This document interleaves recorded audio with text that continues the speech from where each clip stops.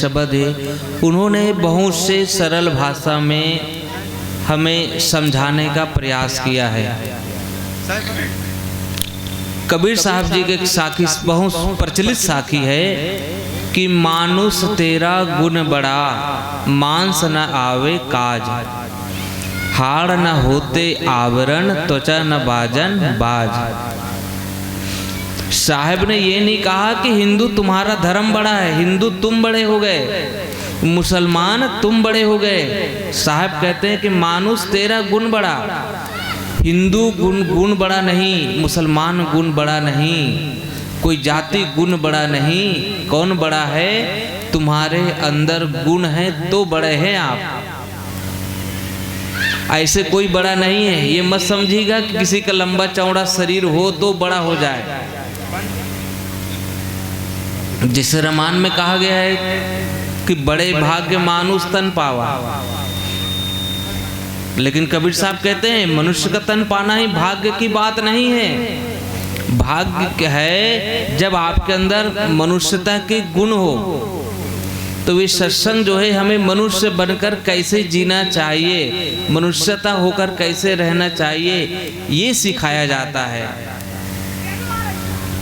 तो मानुष तेरा गुण बड़ा, मांस न आवे काज। साहब कहते हैं कि हे मनुष्य तेरे गुणों की बहड़ा है, महिमा है।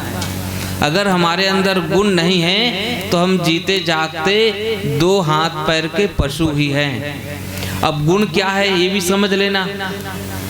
आजकल गुण क्या समझ लेते हैं, अगर जमाई जी आए हैं तो दारू की बोतल आ जाए और स्वागत कर दो, कहते कि हमारे ससुर जी और साले साहब बड़े गुणवान हैं, अच्छा आदर सत्कार किया।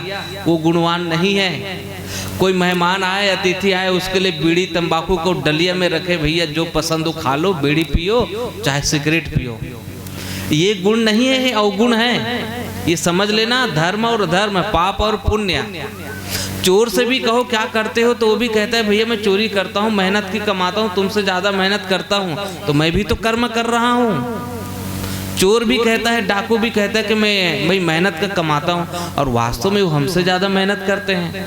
हम तो दिन में खेतों में काम करते हैं, दुकान पर काम करते हैं, और हमको जो मिलता है संतोष हो जाता है। लेकिन चोर तो रात भर जागता है, खेतों में झाड़ियों में छिपके रहता है, पानी सर्दी गर्मी सब सहते हुए वो कार्य करता है। वो भी कहता है मैं पुण्य कर रहा हूँ। वो भगवान से दावा करके आता है। हम जाते हैं ना भगवान के पास, एक पैकेट मीठा ले गए और भगवान से कहा भगवान मेरे मोड़े की शादी करा दो, एक पैकेट 1 किलो मीठा, एक नारियल ये चढ़ा दूंगा। और वो भी कहता है, चोर जाता है, कहते भगवान 10% आपका, 10% 20% आपका है, आपकी हिस्सेदारी में काम लगेगा।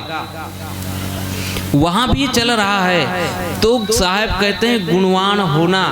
अगर आप पुत्र हो तो आपके अंदर क्या गुण होने चाहिए, पिता हो तो क्या गुण होने चाहिए। अगर पुत्र है, माता पिता का आज्ञा का पालन करता है, उनके बताए मार्ग पर चलता है, तो बच्चा गुणवान है। जो बहू घर में आई है, सास ससुर की सेवा करती है ठीक ठाक, समय पर चाय बनाती है, अपने पति को समय पर चाय बना के पराठा खिला देती है सुबह सुबह, तब तो वो गुणवान है। नहीं तो उल्टा हो रहा है आजकल। सासू जी चाय बना रही है, बहू जी लेटी है। बड़ी समस्या हो गई है। बहू का मॉर्निंग कब होता है, कहते हैं आजकल लोग गुड मॉर्निंग। भाई सुप्रभात जो होता है सुबह 4 बजे को माना गया है। आजकल के लड़का और लड़की उनका गुड मॉर्निंग होता है 8 बजे 9 बजे, और कहते हैं पापा तुम मेरे लिए कुछ नहीं करते। अरे भैया पापा क्या करेंगे, तुम खुद करो। खुद तो 8 बजे सो के उठते हैं और मम्मी पापा के ऊपर दोष लगाते हैं। हम दोष दूसरों को ऊपर बहुत जल्दी देते हैं, ये हमारी कमी है। तो वही साहब कहते हैं कि गुणवान बनो। गुणवान बनने का ये मतलब मत समझ लेना कि सुबह हम सो के उठेंगे, 1 घंटा पूजा आरती करेंगे, पति चाय मांग रहा है, उधर सासू माँ चिल्ला रही कि मुझे थोड़ा गर्म पानी चाहिए, और तुम कह रहे हो कि मुझे दास शंकर जी को पानी डाल के आ जाऊं तब तुमको चाय बनाऊंगी। किसी को चाय मिलने वाली नहीं है, तो वो पूजा बेकार है तुम्हारी। असली पूजा है घर में जो जीते जागते तुम्हारे सास ससुर माता पिता पति पत्नी हैं, उसकी सेवा आप कर रहे हैं तो घर स्वर्ग है। घर ही को तीरथ बनैबे, मंदिर हम काहे को जैबे।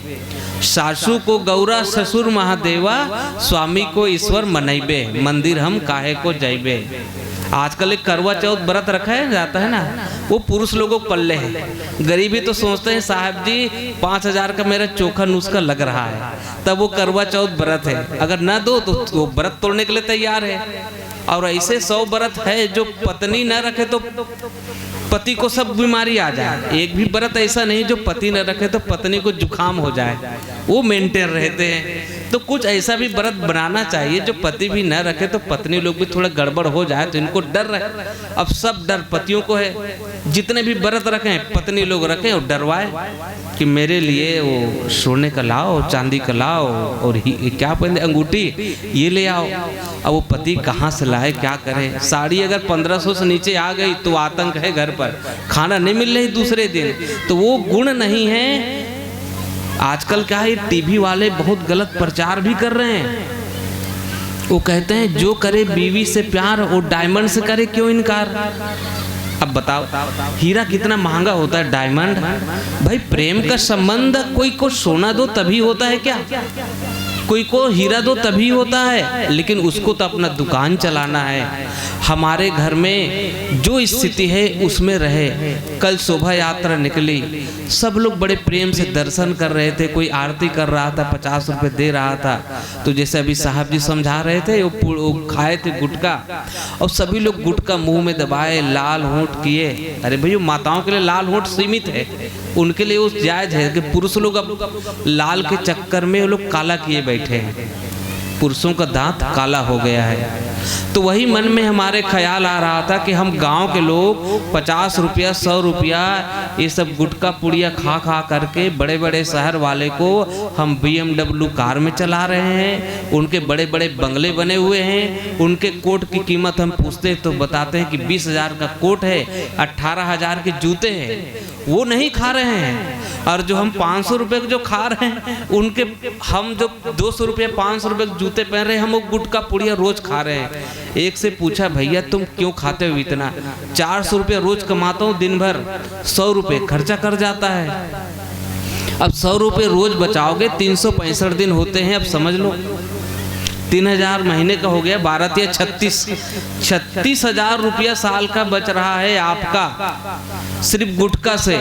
अगर वो खंभा जो आता है, वो खंभा ही कहते हैं उसको, बोतल, उसको अगर बचा लिया जाए तो क्या पूछना, तब तो आपको 50,000 का बच रहा है। अरे घर में वॉशिंग मशीन ले आओ, एक 10-15 हज़ार का मिलता है, तो माताएं बहनों को शांति मिल जाए। कपड़ा धोना पड़ता है ठंडी में, डाल देंगी कपड़ा धुल जाएगा, वो नहीं लाएंगे, लेकिन वो 50 रुपये का खाएंगे। लेकिन अब वो बता रहे हैं कि वो लेडी